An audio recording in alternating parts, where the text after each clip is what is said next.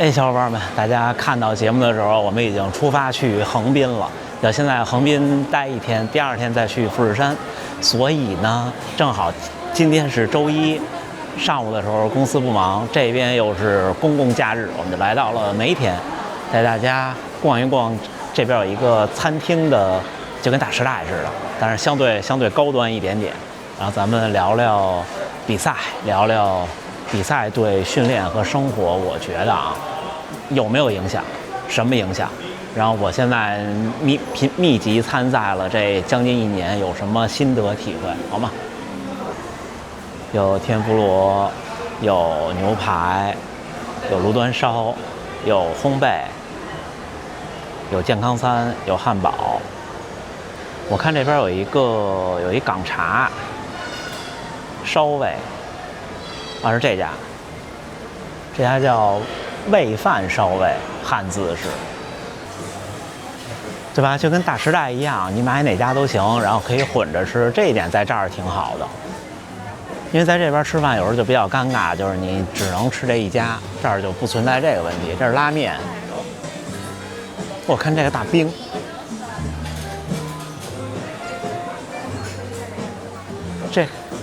这感觉又进城了，见世面了。我感觉我离开了国贸三里屯时间太久，那总混迹在那个新街桥那一片，感觉真的不太行。来这儿，我这儿，对呀，这太带感了，这个地儿。啊，就这家烧味，那是寿司，对吧？看看这家的烧味，看看正不正宗。不知道店员讲中文还是讲日文。哦，烧肉，啊，烧肉，这烧鸭、烧鹅看不出来，鸭吧，鹅应该比这大，对不对？哎，烧味拼盘3种，1950。这个是煮的卤味，金钱肚、猪蹄儿，这是什么？这不能是大肠吧？1250。烧麦4个800，可以啊。这点心3拼有虾饺。看这边，这是单点的烧肉。这是什么？大苦，这就是烧鸭，没有烧鹅，对吧？脆皮烧肉。哦，可以，看看寿司。那儿还有一个酒吧。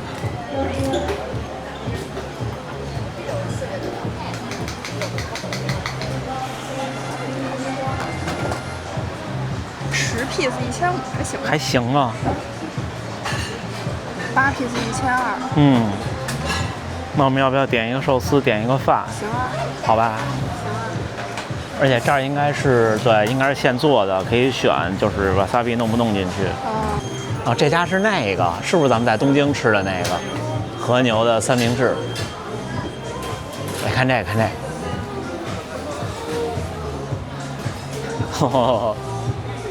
但是这都是鲜肉，不是熟成肉。小伙伴们，我们坐下来了。但是还是决定人去点，因为那边可以直接用支付宝，有汇率优惠。但是这儿你还都能点。哦，就点一个，正好这寿司是第2家，烧味是第1家。有一个烧肉，它这儿翻译成了烤肉，还有一个肉末饭，还有正宗烤蜜汁叉烧，这是单点的叉烧，烧鸭。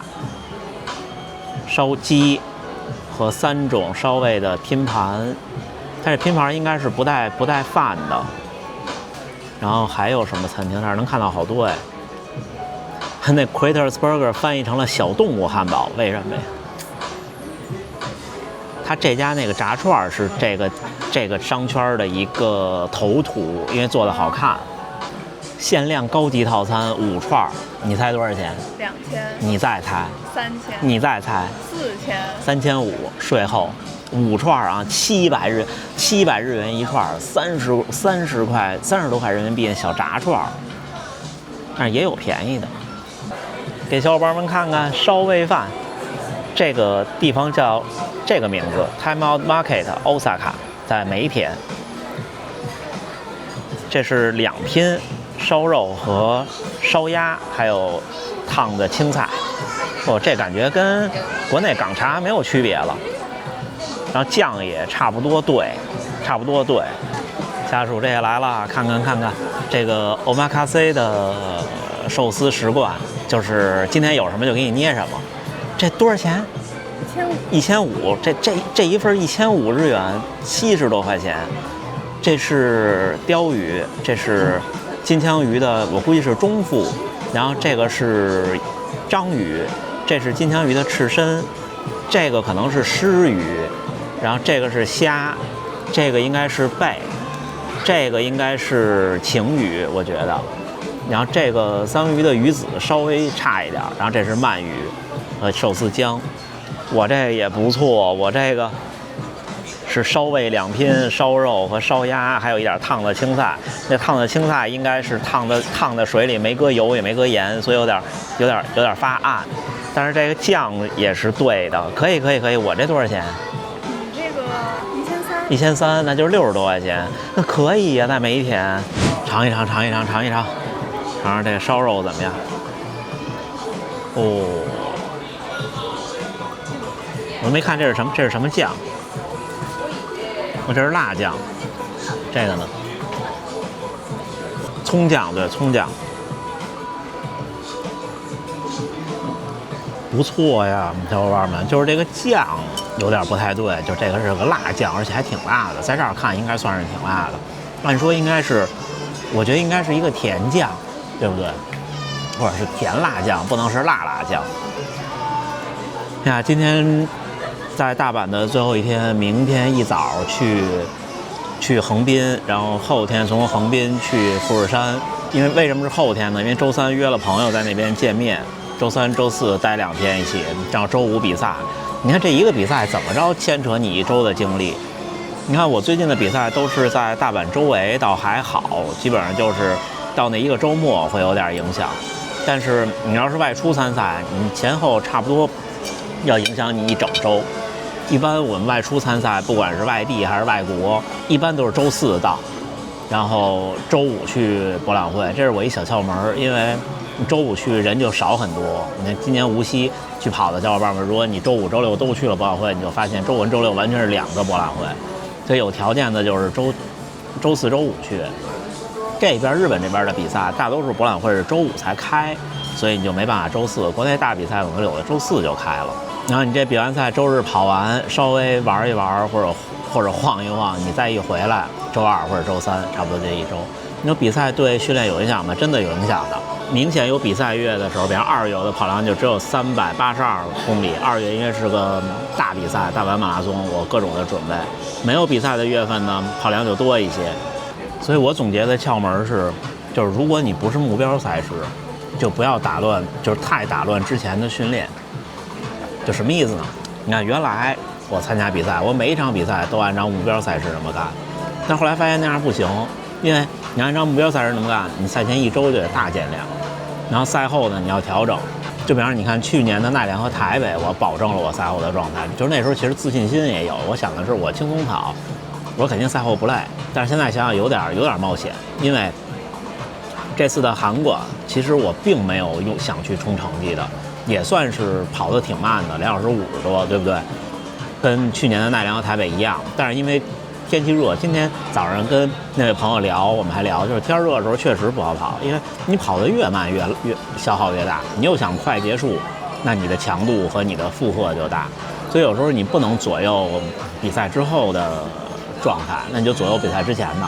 但这次韩馆就是我赛前基本上减量减得很少，然后呢，我争取我的目标是让比赛的这42公里把前面那减量能补回至少一大部分就行了。这就是我现在的逻辑。这次差不多就是这样。这次我那1周应该是少跑了，就在比赛前应该少跑了大概有40公里。然后那天那个比赛呢，会比我平常的训练多20公里，也就是说我这一整周因为这一场比赛我少跑了20公里。我特别期待能做到大会员先生那样，他比赛周跑的比平常多，因为他不减量。他一般比赛的逻辑就是周5前5天正常跑，然后周6去 Park Run， 然后周日再去比赛。这我真的做不到。但是呢，在我说我真的做不到的时候，其实我心里想的是我肯定可以做到，因为咱们平心而论，就是理智的说嘛，我不比谁差。我只不过就是可能经验尚浅，但是我就跟我说我要去这富士山这比赛，其实我是有信心的。虽然有1500的爬升，但是小伙伴们评论说，对我有我的体能和肌肉能力啊，那就不会差太多，就是这样。然后你说初跑的小伙伴们怎么应对比赛？我的经验是，如果您是个初跑者，难得去跑一场比赛，那真的就是每场比赛全力以赴。我说的全力以赴，不只是在赛场上，而是说赛前的减量、赛前的准备和赛后的恢复都全力以赴。您不能学我，就像我现在不能学大河原先生一样，就不在一个段位上。就是跑步这事儿，就真的是特别，尤其马拉松这事儿，特别能体现“文无第一，武无第二”这句话的道理。就是你差那一点儿，就是差那一点儿。但是我今年下半年会密集安排比赛，至少是北京我会想尽办法去，然后台北也交了钱了，看看能不能成型。报了一个奈良马拉松的10公里组，因为我觉得那全马跑过一次了，再来一次10公里组吧。然后还有神户，还有各种比赛，我看看有没有小比赛什么的，频繁的参加。有一个长居公园半马，我还没想好，看看这寿司怎么样啊？首次咱们就上手，上来一最好的。今天也不错，吃那刺身不错。家属说他刺身吃的都很不错，咱们这个中腹应该是很可以的。吃出了我老吃那连家寿司店那个金枪鱼大腹的感觉。这有时候生活，马拉松运动员的生活就是得调节。我昨天发了个笔记，我说马拉松运动员的饮食得杂，红烧肉也不用避讳，一顿呢2、3块、3、4块就够了，就足以。然后呢，你说有时候想喝一杯呢，问题也不大，这一顿呢1、2杯啤酒也就足以。你说你今天我想少吃口碳水，那就少吃一口；明天想多吃一口就多吃一口。你这总量只要在这个范围内，都不会差太多。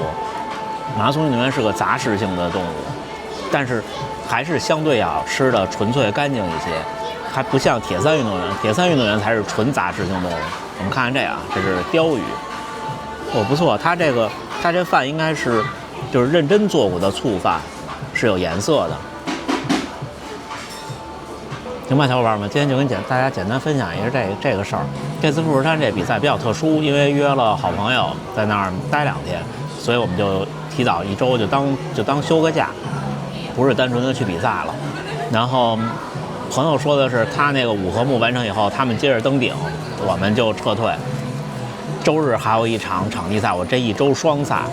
场地赛虽然只有1500，但是1500绝对强度挺大，我得努力的恢复一下。这次就是我决定的是，赛前调整一下，稍微减量，按照多半个目标赛事这么去处理。